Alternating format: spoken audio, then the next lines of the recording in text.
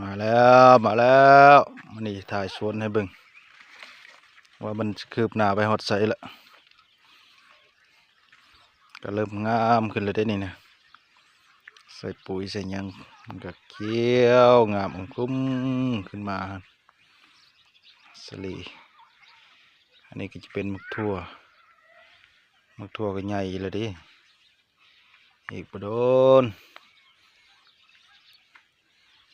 ก็ได้กินละ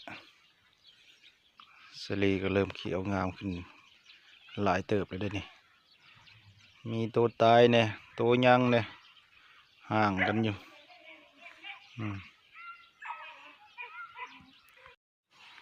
ผักป่งหอมป้อมกำลังเขียวงามขึ้นมีบ่คนสนใจจะได้หอมป้อมผักบงนี่เนาะ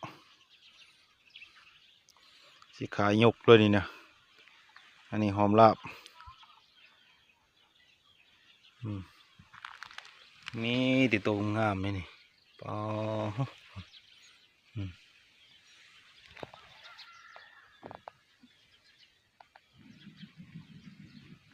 เครือก็กำลังเขียวงามพุ่มขึ้นมาเลยอีกปล้นก็ได้ออกดอกออกหมากแล้วหอมบวงก็บ่น้อยบ่หลายจะเป็นผักปลอดสารพิษเด้อนี่เด้อบ่มีใส่ปุ๋ยเลยนี่แต่ขี้พุ่นมีแต่พุ่นขี้งัวขี้เป็ดขี้ไก่ล้วนๆบ่ต้องย่านว่าเอาไปกินว่าย่าน